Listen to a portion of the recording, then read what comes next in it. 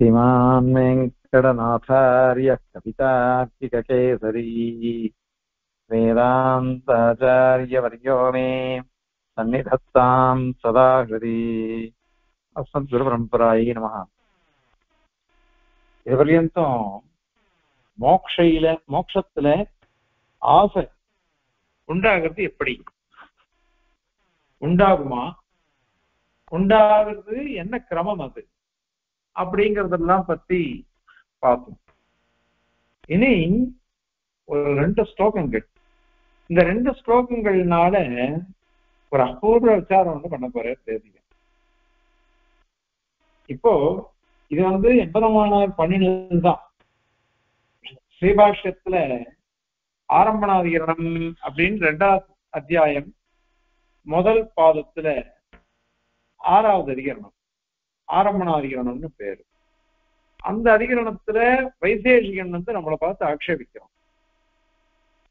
அந்த ஆக்ஷேபிக்கிச்சு அதற்கு சமாதானம் தான் சாதிச்சிருக்க எம்பெருமானார். அந்த விஷயத்தையே இங்க விசாரம் பண்ற சுவாமி.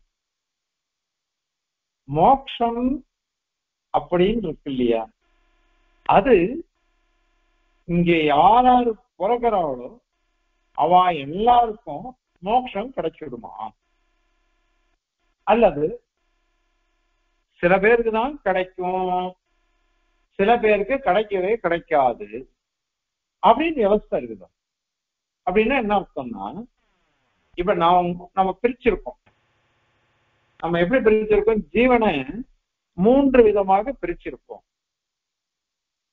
நித்திய சூரிகள் அப்படின்னுட்டு ஒரு வகைரா, அதுக்கப்புறம் முக்தாள் அப்படின்னு 2வது வகைரா, 3வது பத்தாள் அப்படின்ட்டு ஒரு வகைரா.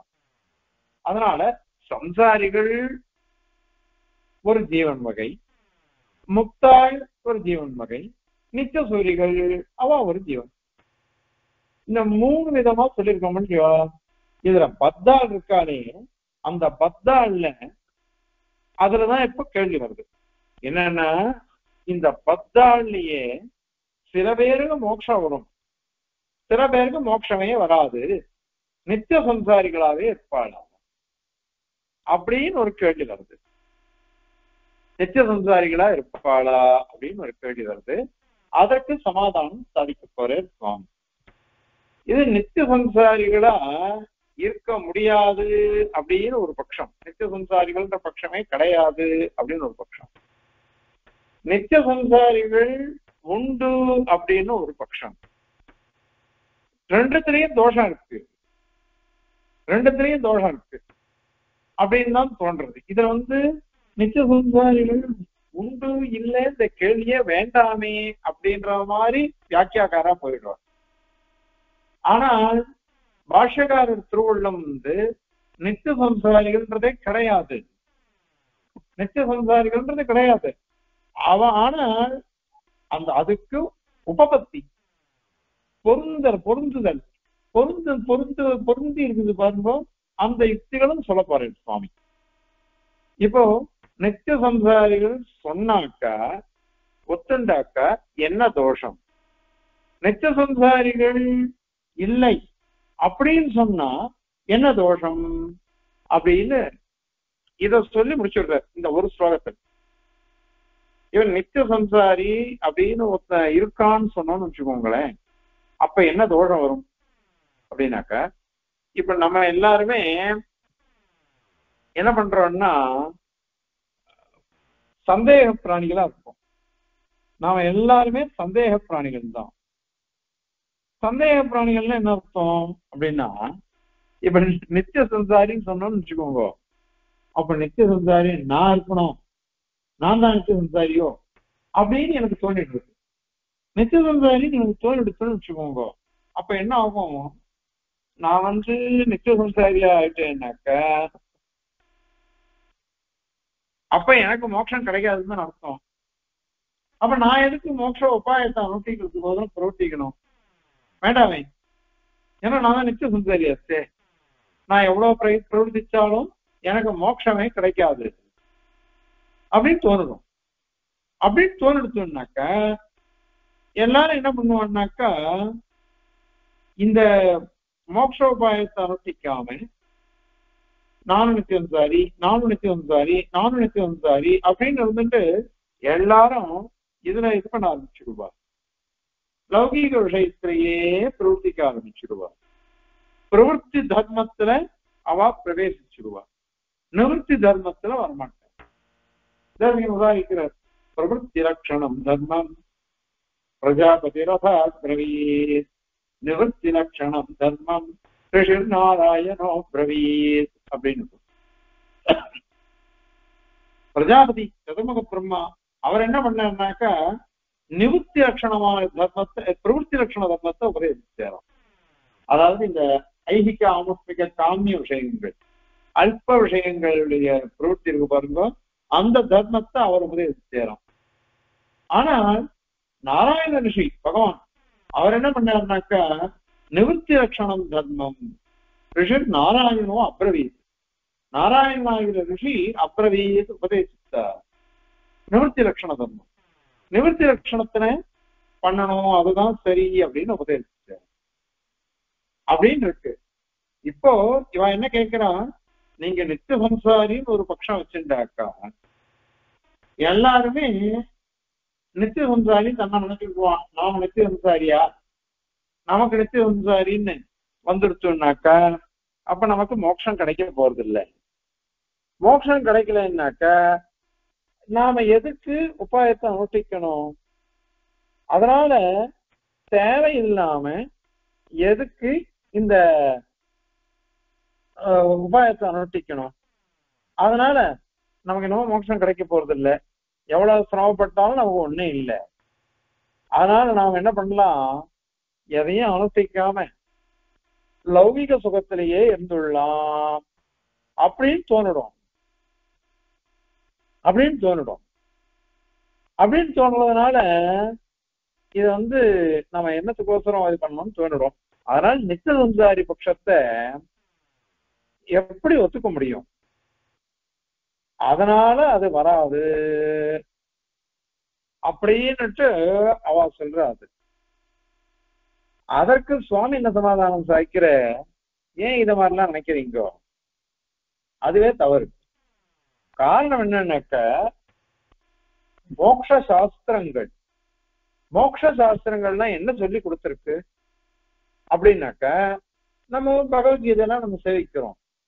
அதுல பெருமாள் நிறைய உபதேசிக்கிறார். என்ன சுதர்மே நிதனம் ஸ்ரேயா பரதன்மோ பயாவகா அப்படின்னு சொல்ற. அதனால இதெல்லாம் சிரமமா தான் இருக்கும். உபாயத்தை அனுஷ்டிக்கிறதுங்கிறது சிரமம்தான். அதுக்கோசரம் அனுஷ்டிக்காம படுன்னா பிரயத்தனப்பட்டாக்கா யாரு பிரயத்தனப்பட்டு பண்றானோ அவனுக்கு நிச்சயம் முடியும். இதுதான் மோட்ச சாஸ்திரங்கள்லாம் நமக்கு உபதேசிக்கிறது.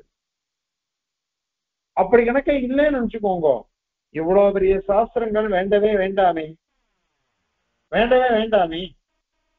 இது கோசரம் எத்தனை பேரு பிரம்ம வித்திய அனுஷ்டிக்கணும்ன்றது இல்ல, முதல்ல ஞானம். இன்னைக்குதான் எழுதி அமைச்சிருக்கேன் வேதாந்த தீபம் பேரலாளன் பத்திரிகைக்கு. என்ன அதை அமைச்சிருக்கேன் அப்படின்னாக்க, இத மாதிரி இந்த பிரவர்த்தி நிவர்த்தி எல்லாம் இருக்கு பாருங்க. இதெல்லாம் எப்படின்னாக்கா பரவித்யை அபரவித்யை அப்படின்னு ரெண்டு வித்தியை இருக்கு.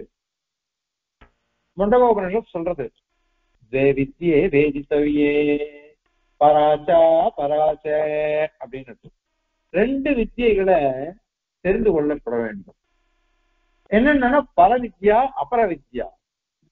அபரவித்யான்னா நம்ம வாசிக்கிறவனே இந்த ஞானத்தை சம்பாதிச்சுக்கிறது அபரவித்யா. பரவித்யா அப்படின்னு என்ன அர்த்தம் அப்படின்னா, பரவித்யன்னாக்கா பிரம்ம சாட்சா்காரத்துக்கோசரம் உபாசனம், பக்தி ரூபாபன்னமான உபாசனம். அதுக்கு பேர் பரவித்யை, பிரம்ம வித்யன்னு பேரு. அதை பண்ணணும் அப்படின்னு சொல்றது.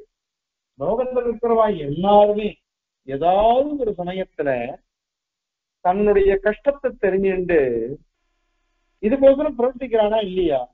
ஏதோ ஒரு நல்ல மார்க்கம் நமக்கு வராதா? ஏதோ ஒரு காரணம் வச்சுக்கோங்க, அது லௌகிகமோ வைதிகமோ எதுவானாலும் வச்சுக்கோங்க, அந்த இதுல பிரவர்த்திக்கிறானா இல்லையா? அதனால இவன் பிரவர்த்திச்சான்னா படிப்படியா தான் வரும் எல்லாம். ஒரே சமயத்துல நம்ம நினைச்ச உடனேயே நமக்கு கிடைச்சிடாது மோட்சம். நினைச்ச உடனேயே நமக்கு உபாயத்தை அனுப்பிச்சிட முடியாது, நமக்கு சித்திச்சிடாது. எவ்வளவோ இருக்கு அதுல தடங்கள். திரயாம்சி பகுவிஜானி, இதுவும் உத்தமமான புருஷார்த்தத்துக்கோசரம் உத்தமமான உபாயத்தை அனுஷ்டிக்கிறோம். இப்பெல்லாம் நம்ம சுலபமா சரணாகதி பண்ணிட்டு போயிடுறோம். சரணாகதி பண்ணிட்ட உடனே உத்தரகிருத்தியம் பண்ணணும்னு சொல்றது.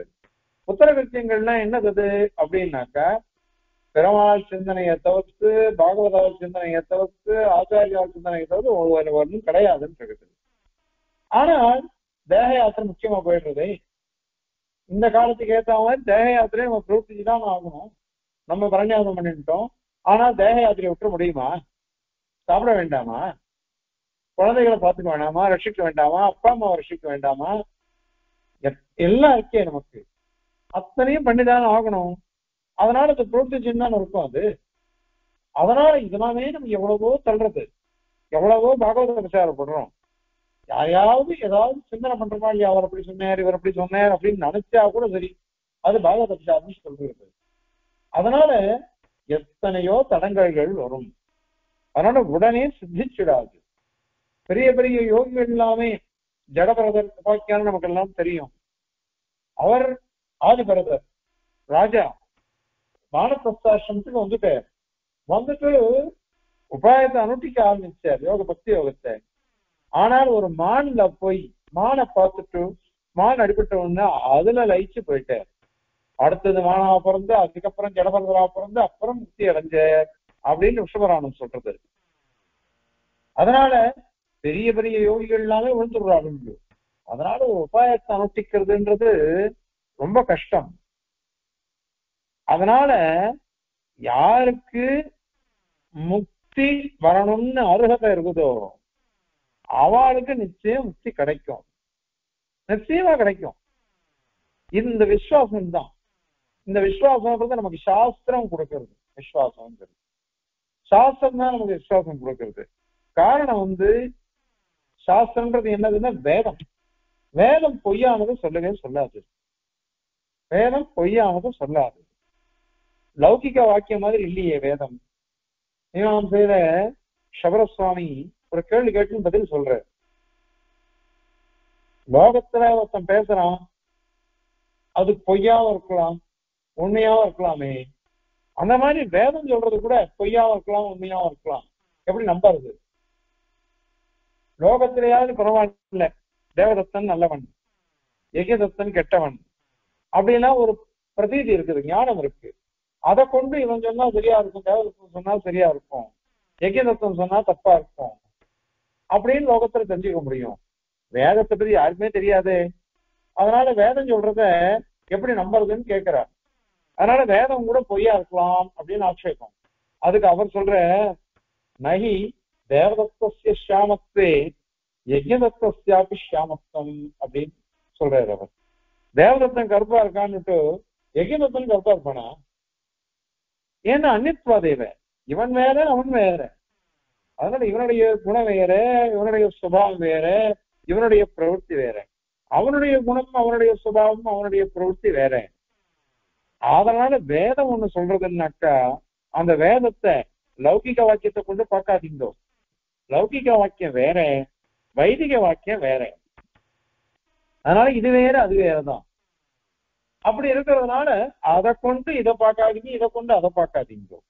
அதனால வேதம் சொல்றது அந்த சாஸ்திரத்தினால நமக்கு பிரவೃತ್ತಿ ஒரு முக்தி, நம்ம உபாயத்தை அனுஷ்டிச்சாக்கா மோட்ச நிச்சயம் கிடைக்கும் அப்படின்னு நமக்கு நிச்சயம் பிரவೃತ್ತಿ வருமே. அதனால இவன் கேட்டானே நான் தான் நித்திய சம்சாரி, அதனால எனக்கு மோட்சம் கிடைக்காது, ஏன் அந்த மாதிரி நம்பிக்கையை இழந்துடுறேன்? சாஸ்திரம் எல்லாருக்கும் பொதுவா தான் சொல்லி இருக்குது. பொதுவா சாஸ்திரம் சொல்லச்ச அதுல நமக்கு சந்தேகம்னா வர வேண்டியது இல்லை, நமக்கு சந்தேகம் வர வேண்டியது இல்லை. அதனால இது நிச்சயமா பிரவர்த்திக்கலாம்.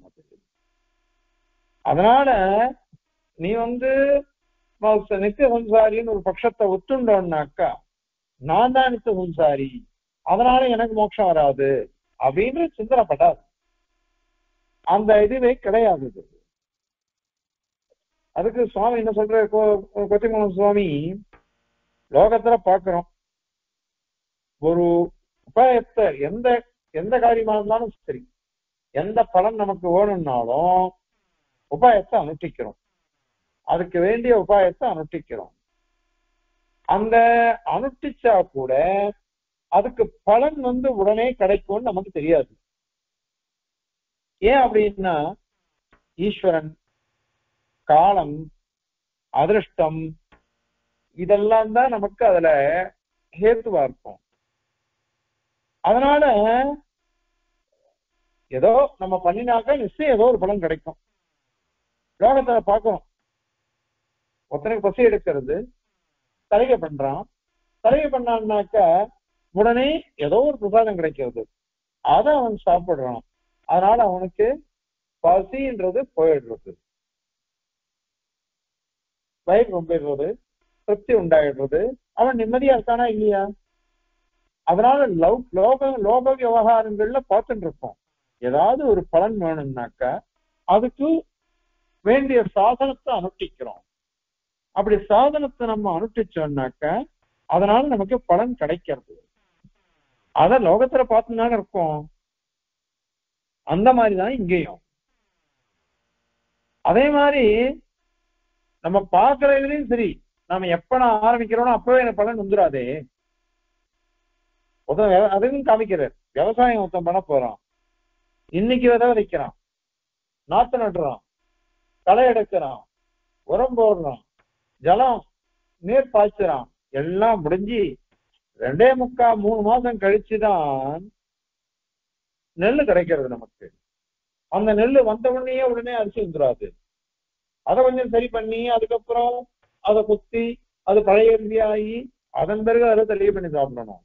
அப்பதான் என்ன இருக்கும், பலன்கிறது உடனே வந்துடாது. அதனால இவ்வளவு சிரமப்பட்டாதானே கிடைக்கிறது. அதனால எந்த ஒரு பலனை எதிர்பார்த்தாலும் அதற்கு வேண்டிய உபாயத்தை அனுஷ்டிச்சுதான் ஆகணும், பிரயத்தனப்படணும். விசுவாசத்தினாலதான் எல்லாமே போயிட்டு இருக்கு. அதனால சாஸ்திர விசுவாசம் பார்த்துக்கோங்க, சாஸ்திர விசுவாசத்தினால பாருங்க. லோக திருஷ்ட விவகாரேன சாஸ்திர திருஷ்ட விவகாரத்துக்கும் போங்க. லோகத்துல எப்படி நாம அனுஷ்டிக்கிறோமோ, எந்த பலன் வேணும்னாலும் அதுக்கு வேண்டிய காரியத்தை பண்றோமா இல்லையா? உத்தியோகினம் புருட சிம்மம் உபைத்தி லக்ஷ்மி அப்படிங்கிற நீதி சாஸ்திரக்காரா. எவன் ஒருவன் பிரயத்தனத்தை உடையவனா இருக்கானோ அவனதான் லக்ஷ்மி ஐஸ்வர்யம் அடையிறது. உத்தியோகினம் புருட சிம்மம் நாது நகி சுத்தஸ்ய சிம்மஸ்ய முகே பத்ததி அப்படின்னு வரும். ஒரு சிங்கம் தூங்கிட்டு இருக்குது, சிங்கம் காட்டு ராஜா மிருகராஜனா இருக்குது, அதுக்கோசரம் அது தூங்கிட்டு இருந்ததுன்னு சொல்லுங்க, அது வாயில மான் விழுமான்னா சாப்பிடு என்ன அப்படின்னு அதுவும் பிரயத்தனப்பட்டாதான் விழும். அதனால உத்தியோகம்னா இந்த இடத்துல பிரயத்தனம்னு அர்த்தம். உத்தியோகம்னா பிரயத்தனம்னு சொல்லணும். அந்த பிரயத்தனப்பட்டாதான் நமக்கு பலன் கிடைக்கும். அதனால பிரயத்தனப்படுங்கோ. ஆகவே இன்னொன்னு, நாம நான் கேட்கணும், நான் நித்திய சம்சாரியா நான் போயிடுவேனா, எனக்கு எதுவுமே வராது அப்படின்னு நினைச்சுக்காதீங்க. எல்லாரும் நித்திய சம்சாரி இல்லை, அப்படியே ஒத்துண்டா கூட, நித்திய சம்சாரின்ற பட்சம் ஒத்துண்டா கூட, ஏன் நித்திய சம்சாரி உன்னை நினைச்சுக்கணும்? நீ நான் நித்திய சம்சாரி இல்லை, நான் இப்ப இருக்க சம்சாரியா, எனக்கு மோட்சம் கிடைக்கும் அப்படின்னு நினைச்சுக்கீங்க. அந்த சிந்தனை பாரு, அந்த சிந்தனையை வச்சுன்னு அப்படி பிரவர்த்திச்சா உனக்கு நல்லது கிடைக்குமே. அதனால அத மாதிரியே பிரவர்த்திக்கலாமே. இது மோட்ச விஷயம். லௌகிக விஷயத்திலேயே ரொம்ப தாமதமா எல்லாம் கிடைக்கிறது. இது வைதிக விஷயம், மோட்ச விஷயம், பரம புருஷார்த்த விஷயம். அதனால அது உடனே கிடைக்கும் அப்படின்னு சொல்ல முடியாது இல்லையோ. அதனால அதுக்கு வேண்டிய பிரயத்தனம் எல்லாம் பண்ணணும். நிறைய விக்னங்கள் வரும், அதெல்லாம் ஜெயிச்சு வரணும். அது ஆனால் நான் நித்திய சம்சாரிலாம் நிச்சயம் பண்ணிக்காதீங்கோ. அப்படி பண்ணிக்காம நீங்க பாருங்க. சரி, அப்படியே நான் நித்திய சம்சாரின்னு ஒத்துண்டா என்ன ஆயிடும்? நீ நித்திய சம்சாரின்னு இல்ல, நீ சரி நீ நித்திய சம்சாரின்னு சொன்னதுனாலேயே அப்போ மோட்சார்த்த பிரவೃத்தியே வராது அப்படின்னு நீ சொல்ற. ஆனா நித்திய சம்சாரியே கிடையாது, எல்லாருக்கும் மோட்சம் உண்டு அப்படின்னு இருந்ததுன்னு வச்சுக்கோங்களேன், அப்ப கூட ஒரு பெரிய தோஷம் வருது. என்ன தோஷம்னா, நித்திய சம்சாரி அதை அங்கீகரிக்கிறது, அப்போ முக்கியத்துவ பிரவೃத்தி வராது, முக்தி மோட்சத்துக்கோசரம் பிரவೃத்தி வராது, அதனால அவன் மோட்சத்தை அடைய மாட்டான் அப்படின்னா இப்ப நீ சொன்ன நித்திய சம்சாரின்றத ஒத்துக்கல ஒருத்தன். நித்திய சம்சாரி ஒருத்தன் கிடையாது, எல்லாருக்கும் மோட்சம் உண்டு அப்படின்னு ஒருத்தன் இருக்கான். ஆனா அவன் பட்சத்துல கூட இந்த மாதிரி பிரவೃத்தியே வராது, அவன் கூட மோட்சத்துக்கு பிரவர்த்திக்க மாட்டான். ஏன் அப்படின்னாக்கா, எல்லாருக்கும் மோட்சம் உண்டுன்னு தெரியுது, இப்போ நித்திய சம்சாரியே கிடையாது, எல்லாருக்கும் மோட்சம் உண்டு அப்படின்னு தெரியுது. அப்போ எல்லாருக்கும் உண்டுன்னாக்கா கிரமமா வருமா வருஷ பிரகாரம், அல்லது எல்லாருக்கும் ஒரே சமயத்திலேயா, எல்லாருக்கும் ஒரே சமயத்துல மோட்சம் வருமா அல்லது கிரமமா வருமா அப்படின்னு ஒரு கேள்வி வருது. எல்லாருக்கும் ஒரே சமயத்துல வரும் அப்படின்னு சொல்லவே முடியாது. ஏன் சொல்ல முடியாது? அப்படி இல்லையே லோகத்துல, லோகத்துல இல்லையே. 47 வருஷம் முன்னாடி 1978 எங்க தகப்பனார் பணம் போயிடுச்சு, அவர் திருக்குழந்தையானவன்ட்ட பிரஞ்ஞாதம் பண்ணிட்டு அதனால அவருக்கு மோட்சம் கிடைச்சிடுச்சு. எங்க தாய் அவங்க 2001 பணம் போயிடுச்சா, அவருக்கு அப்போ மோட்சம் கிடைச்சது. இப்ப என்ன ஆச்சு, இவ இந்த தேகத்தோட இருக்கிற பரியந்தம் அவ கஷ்டத்தை அனுபவிச்சுதான் இருக்கா. நம்ம அப்படித்தானே பார்த்துட்டு இருக்கோம். அவ உடனே ஒரே சமயத்துல போகலையே, நம்ம ஜன்ம ஜன்மாந்திரங்கள எத்தனை பேரை பார்த்துட்டு இருக்கோம். ஆன்யானி பூதானி கத்தபியே அமாலயம் நிச்சயப்படி யாரோ ஒருத்தர் பணம் வச்சுட்டே இருக்கா. எல்லாருக்கும் மோசம் கிடைக்குதா? அல்லது போறவா வர்றவா அத்தனை பேருக்கும் எல்லாருக்கும் ஒரே சமயத்துக்கு தான் கொடுக்க போறேன், நீ இன்னைக்கு போனாலும் ஒரே சமயத்து தான், நாளைக்கு போனாலும் ஒரே சமயத்து தான் சொல்லிட்டு எல்லாரையும் ஒரே சமயத்துல நினைக்க வைப்பா. அவாவா இருக்குது. ஏன்னா இத மாதிரி நம்ம ஒத்துக்கல, எல்லாருக்கும் ஒரே சமயத்துலன்றது கிடையாது. சாஸ்திரம் அப்படி சொல்லல. யாரு உபாயத்தை அனுஷ்டிக்கிறாளோ, யாருக்கு பிரார்த்தகமா முடியறதோ அவளுக்கு தான் நம்ம சொல்லியிருக்கோம் சித்தாந்தத்துல.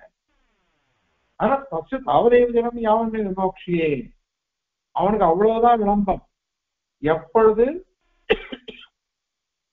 இந்த தேகத்துல இருந்து அவன் விடுபடுறானோ அப்பதான் அவனுக்கு மோட்சம் அப்படின்னு சொல்லிடுது. அந்த தேகத்துல இருந்து விடுபடுறதுன்றது ஒரே சமயத்துல எல்லாருக்கும் இல்லையே, எல்லாருக்கும் ஒரே சமயத்துல கிடையாது. அதனால ஒரே சமயத்துல மோட்சம்ன்றது யாருக்கும் கிடையாது. அது மட்டும் இல்ல, கிரமமா வருமா அப்படின்னாக்க, இந்த கிரமத்துக்கு நீ ஒரு டெபினேஷன் கூட எப்படின்னு சொல்லு. அந்த கிரமம் சொன்னாக்க எந்த கிரமத்துல அவன் அடையணும் அப்படின்னு நமக்கு யாருக்கும் தெரியாது. அதுலயும் ஒரு சுவாரஸ்யம் இருக்கு. கிரமன்றது கூட யாருக்கு முதல்ல யாருக்கு கடைசியிலேன்னுட்டு நிர்ணயம் பண்றது யாரு? பகவான் தான். அது நமக்கும் தெரியாது. பக்தி யோக நிஷ்ணான் தான் வச்சுக்கோங்களேன், அங்க இதுல சூத்திரம் போகையின சிதரே ஷபயித்வாத சம்பத்தியதே அப்படின்னு சூத்திரம்.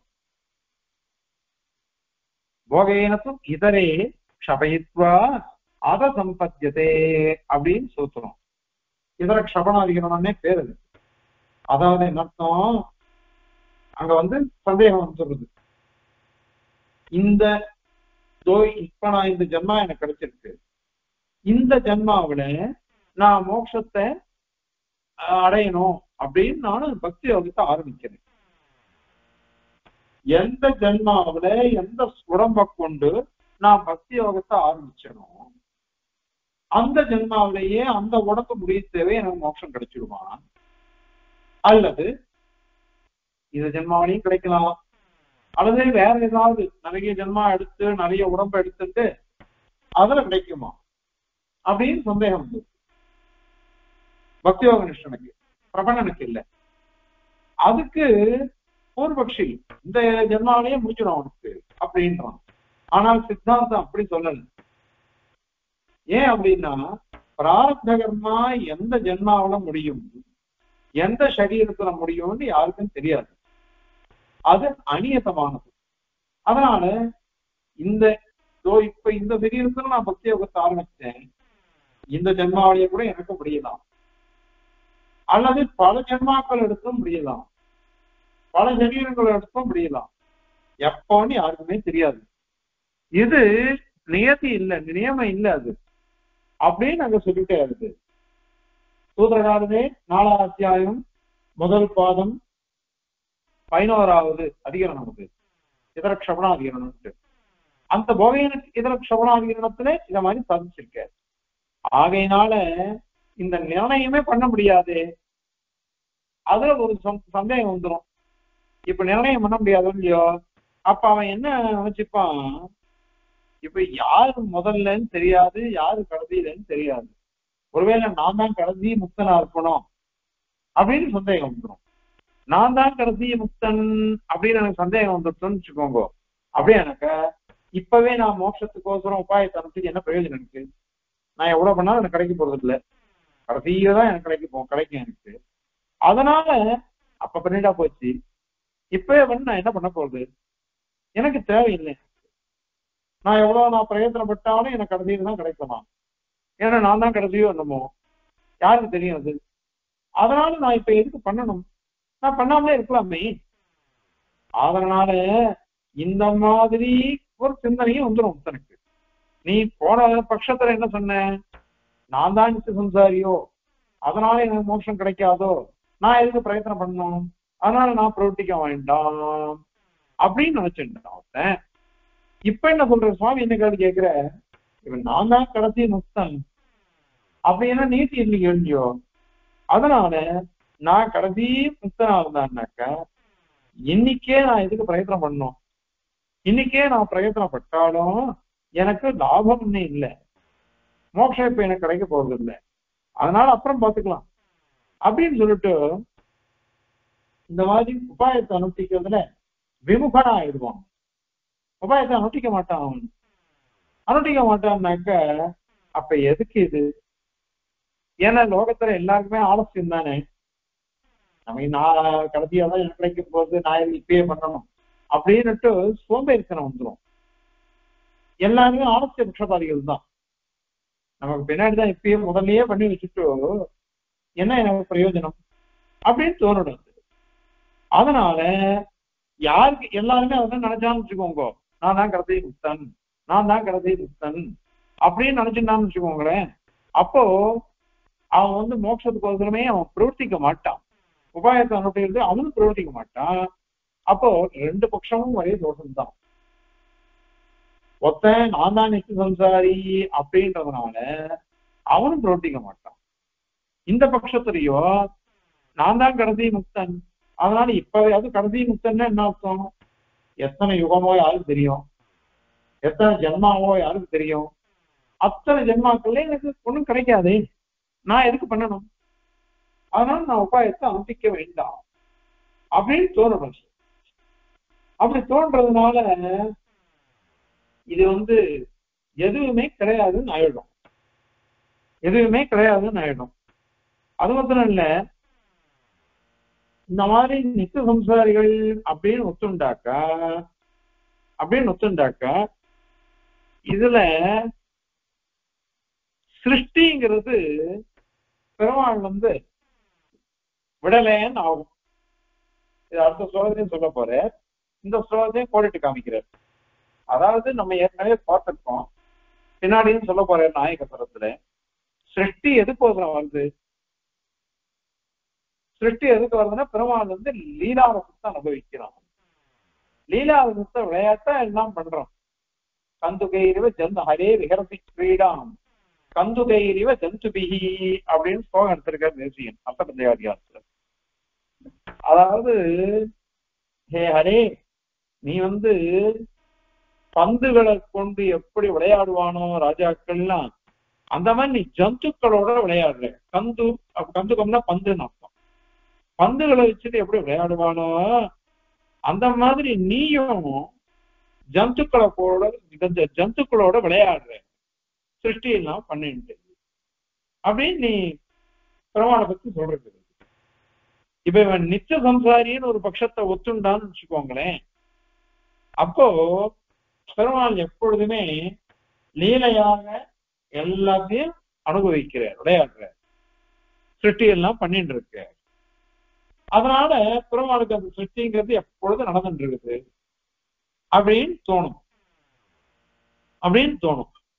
ஆனால் இப்ப நித்திய சம்சாரியே ஒரு பட்சம் இல்லை அப்படின்னு சொல்லிட்டாக்கா எல்லாரும் ஒவ்வொரு காலகட்டத்துல மோட்சத்தை அடைஞ்சிடான்னு வச்சுக்கோங்க. அப்போ யாருமே இல்லையே, சம்சாரின்னுட்டு யாருமே இல்லை. அப்ப சம்சாரியே இல்லைன்னாக்கா அப்ப சிருஷ்டி எப்படி? அவளுடைய கர்மானுகுணமாக அவ போகத்தை அனுபவிக்கணும், அவ உபாயத்தை அனுபவிக்கணும் அப்படின்னு தானே விரோமல் சிருஷ்டிக்கிறன்னு நேற்றுலாம் சொன்னோம். இப்போ சம்சாரியே இல்லையே, எல்லாரும் மோட்சத்தை அடைஞ்சு விட்டாங்க. இதுதான் அப்போ ஆரம்பத்திலேயே சொன்னோம். ஆரம்பநாதிகரணத்துல வைதேகிகன் நம்மளை பார்த்து கேட்கிறான், ஒரு கல்பத்துல மொத்த மோட்சத்தை அடைகிறான், ஒரு கல்பத்துல மொத்த மோட்சத்தை அடைகிறான். இந்த மாதிரி ஒவ்வொரு கல்பமா லட்சோபலட்ச கல்பங்கள் நீங்க எண்ணிக்கோங்க, அப்படியே போகட்டும்.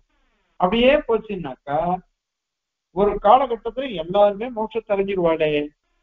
மோட்சத்தை அடைஞ்சுட்டாக்கா எல்லா ஜீவராசிகளும் மோட்சத்தை அடைஞ்சுட்டா, அதனால பெருமாளுக்கு சிருஷ்டியே பண்ண வேண்டாம் ஆயிடுமே அப்படின்னு ஆரம்பநாதிகரணத்துல வைசேடிகன் ஒரு கேள்வி கேட்கிறான். அதற்கு பதில் சொல்லும் பொழுது பாஷ்யக்காரர் என்ன சாதிக்கிற, உனக்கு அந்த மாதிரி எப்படி சொன்னா, உனக்கு ஜீவராசிக்கு இப்ப நித்திய சம்சாரி இருக்கான் இல்லைன்றதுக்கெல்லாம் போல பாஷ்யக்காரர்.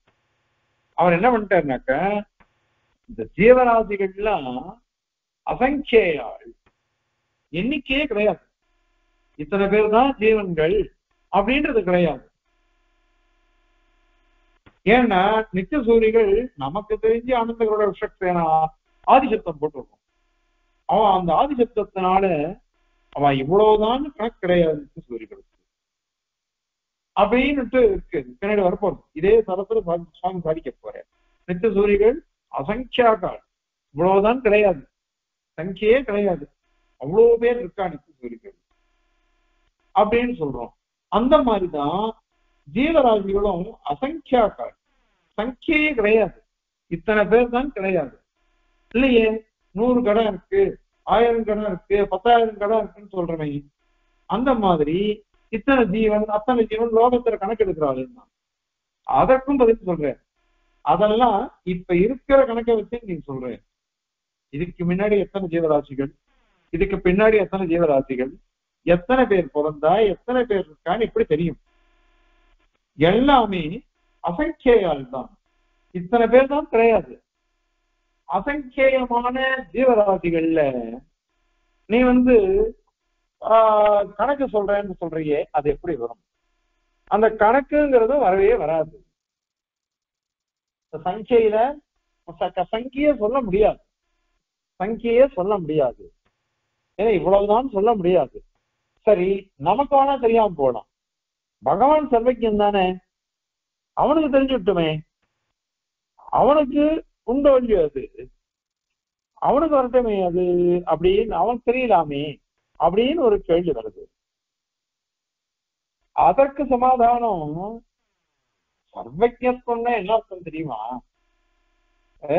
பிராட்டியை பத்தி வரும், ஸ்ரீஸ்தோத்திரியம் ஒண்ணு வரும், தேவித்வம் மகிமாவதிர்ன ஹரினா நாபித்வயா ஞாயத்தே.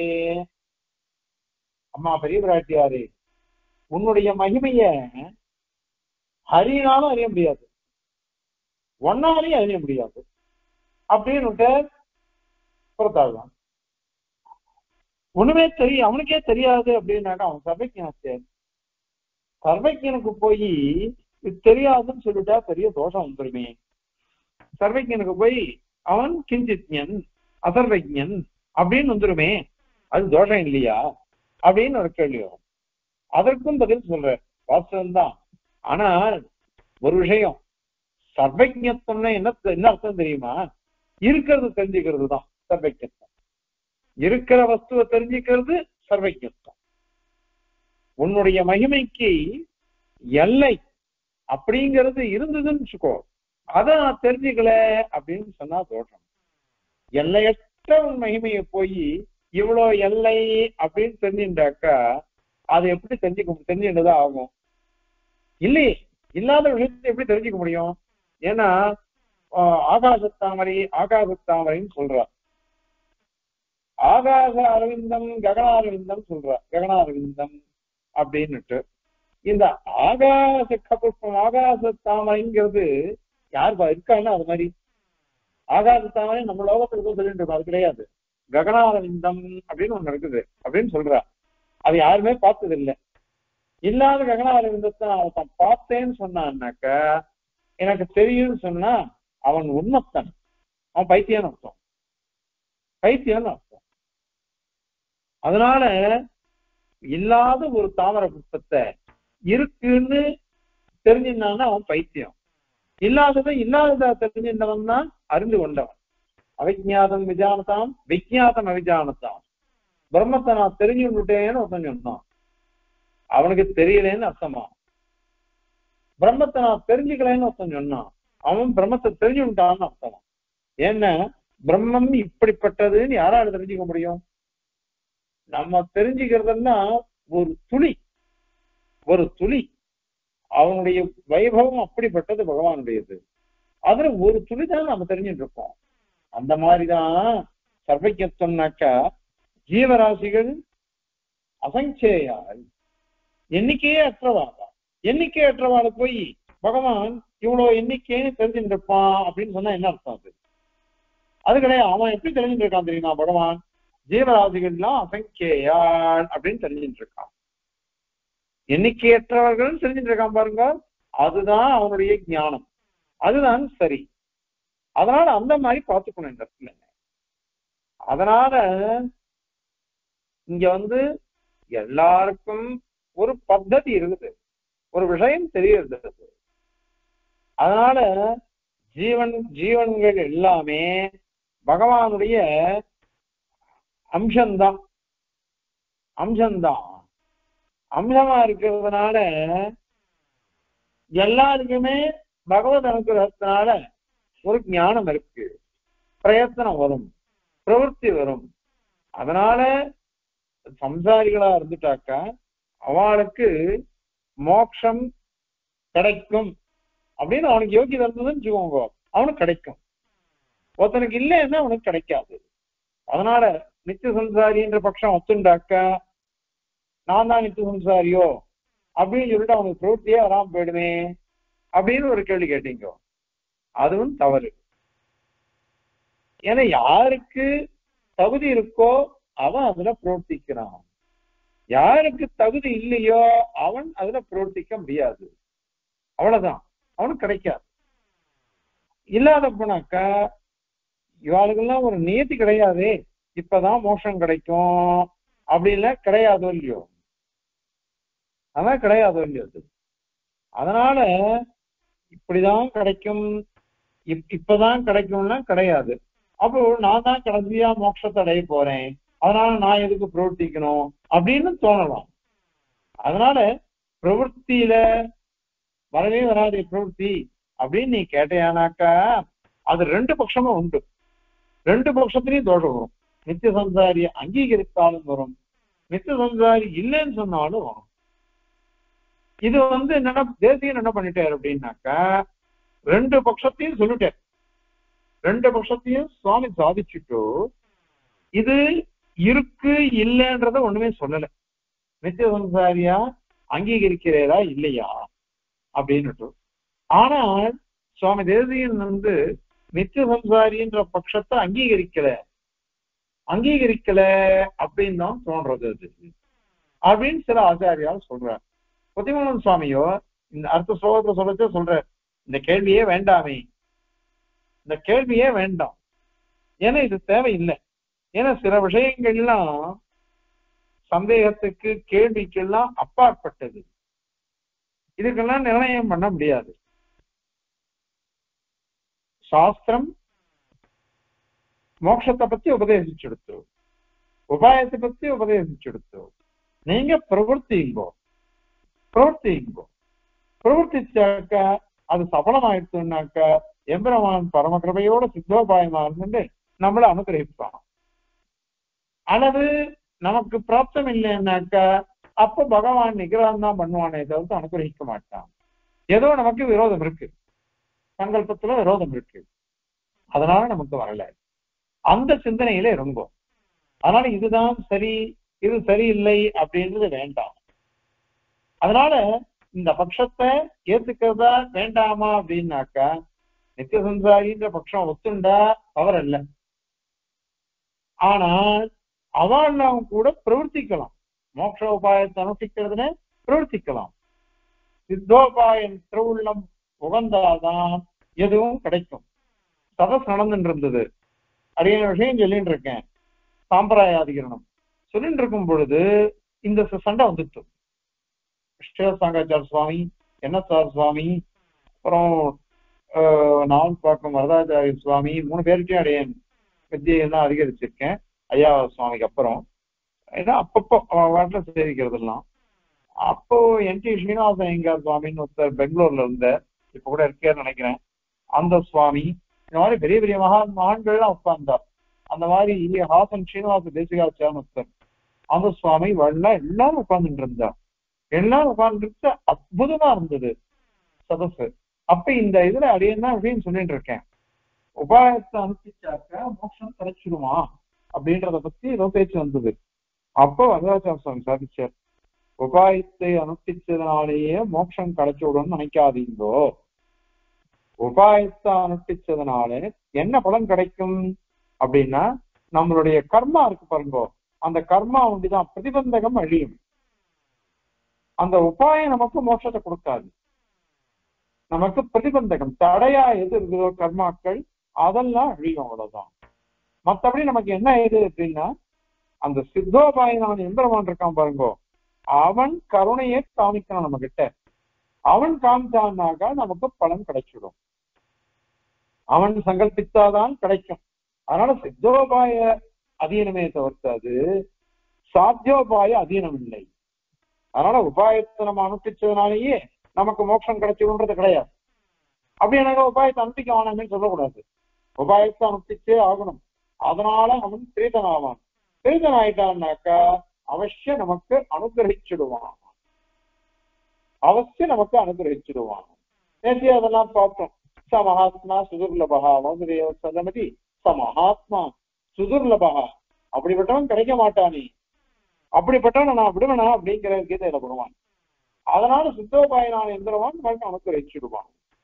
ஆகையினால இந்த மோக்ஷார்த்தம் அது நித்திய சம்சாரியோ அல்ல அந்த பட்சத்தை ஒத்துண்டாலும் சரி ஒத்துக்காட்டாலும் சரி, இது நமக்கு உபாயத்தை அனுஷ்டிக்கிறதுன்றது அவசியம் கர்த்தவியம். அது அவசியம் நம்ம அனுஷ்டிச்சே ஆகணும். அப்படி அனுஷ்டிச்சாதான் பகவான் சித்தோபாயமா இருந்து கொடுக்கறது கொடுக்காதது அவன் பார்த்துட்டுவான். அதனால இந்த சமயத்துல இது 2 பட்சம் இருக்கு, அதை இந்த ஸ்லோகத்தினால சாதிக்கிறார்கள். இப்போ இந்த ஸ்லோகத்தை சேவிச்சு அதனுடைய தாத்பரியத்தை பார்க்கலாம். அது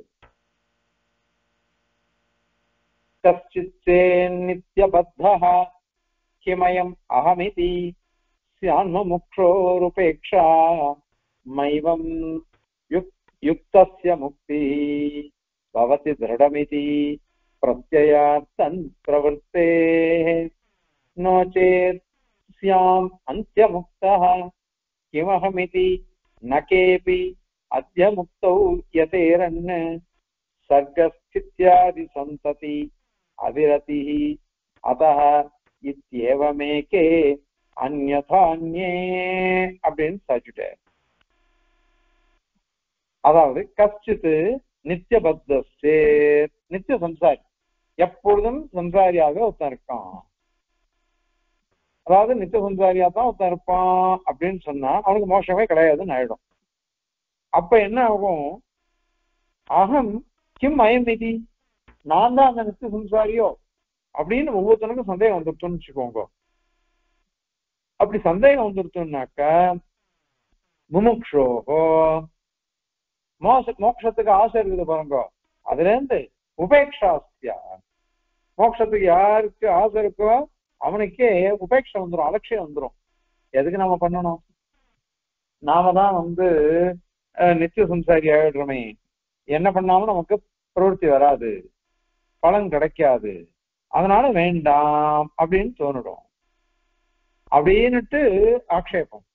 அதற்கு பதில் யுக்தஸ்ய, மோட்சத்துல யாருக்கு யோகியதை இருக்குதோ அவனுக்கு முக்திஹி, மோட்சமானது திருடம் நிச்சயமா கிடைக்கும், பவதி மோட்ச நிச்சயம் கிடைக்கும். இது பிரத்யா, அந்த விசுவாசத்தினால, அந்த விசுவாசம் இருக்கு. ஏன்னா சாஸ்திரம் அதை மாதிரி நம்ம சொல்லி கொடுத்திருக்கு. அதனால இது பிரத்யா, அந்த விசுவாசத்தினால தத் பிரவர்த்தே, அவனுக்கு பிரவருத்தி வருமே, அவனுக்கு பிரவருத்தி வந்துடும்.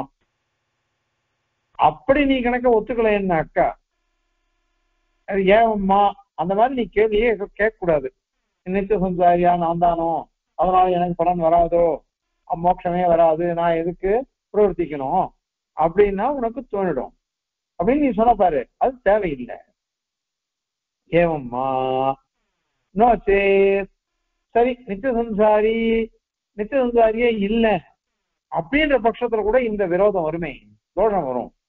நோ சேத் நித்திய சம்சாரி இல்லை அப்படின்ற பட்சத்திலையும் அகம் கிம் அந்திய முக்தக, நான் தான் கடைசியா முக்தி அடைய போறேன், சியாமிதி நான் தான் கடைசியா முக்தி அடைய போறவன் அப்படின்னுட்டு எல்லாருக்கும் சிந்தனை வந்ததுன்னு வச்சுக்கோங்க. கேபி எல்லாருக்கும் அந்த மாதிரி சிந்தனை வந்துருச்சு. அப்படி வந்துருச்சுன்னு கேபி யாருமே அத்திய இன்னைக்கு முக்தவுன எதேரன், மோட்சத்துக்கோசரம் பிரயத்தனமே பட மாட்டாளே, நான் தான் கடைசி முக்தன், அப்படின்னா எனக்கு என்னதுக்கு மோட்சம் ஆகணும், நான் எதுக்கு நான் பிரயத்தனம் பண்ணணும்? இன்னொன்னு, எப்படியா இருந்தாலும் எனக்கு கடைசியா நான் தானே, கடைசியா எனக்கு கிடைச்சிட போகுது, அதனால நான் எதுக்கு இப்ப பண்ணணும், எப்படியா இருந்தாலும் கிடைச்சிடும் அப்படின்னு சொல்லிட்டு எல்லாருமே நான் தான் கடைசி முக்தன், நான் தான் கடைசி முக்தன் அப்படின்னுட்டு பிரயத்தனமே பண்ணாம போயிடுவாளே. முதல் பட்சத்துல நான் தான் நித்திய சம்சாரி அதனால பிரவர்த்திக்க மாட்டான்னு சொன்னாக்கா, நான் தான் கடைசி முக்தன் அதனால நான் எதுக்கு பிரவர்த்திக்கணும் மோட்சத்துக்கோசரம் அப்படின்னு தோணிடும். அப்படின்னு தோணிடுச்சுனாக்கா அவன் பிரவர்த்திக்க மாட்டான் இல்லையோ. அதனால இப்போ யாருக்குமே மோட்சம் கிடையாதுன்னு ஆயிடும். ரெண்டு பேருமே பிரவர்த்திக்கல, ரெண்டு பேருமே பிரவர்த்திக்காததுனால யாருக்குமே மோட்சம் இல்லைன்னு ஆயிடும்.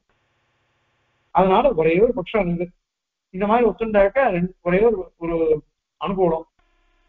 சர்க்க ஸ்திதி ஆதி, சர்க்கமோ ஸ்திதி, சிருஷ்டி ஸ்திதி ஆதி சத்தத்தினால பிரளயம், இது சந்ததி அவிரதி.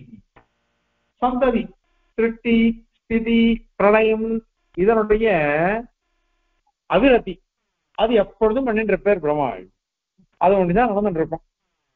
அந்த சந்ததி இருக்கு பாருங்க, அந்த கிரமமா அப்புறம் வரிசையா பண்ணிட்டு இருக்காரு, அது எப்பொழுதும் இருக்கும், அது எப்பொழுதுமே முடியாதுன்னு ஆயிடும். அது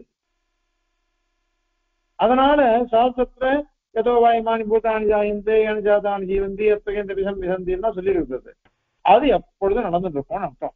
ஏன்னாக்கா நாம எவ்வளவு நாள் இருக்கோமோ அவ்வளவு நாள் தான் நடந்துட்டு இருக்கோம். நாம தான் எப்பொழுதும் இருக்க போறோமே.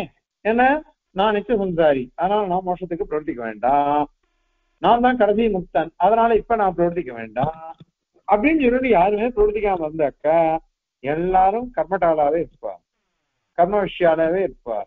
எல்லாரும் சம்சாரிகளா இருக்கிறதுனால இவாளுக்கு பிறப்பு இறப்பு பிறப்பு இறப்பு, இவாளுக்கோசரம் போகங்களை சிருஷ்டிக்கிறது, அப்படின்னு வந்துட்டு இருக்கோம்.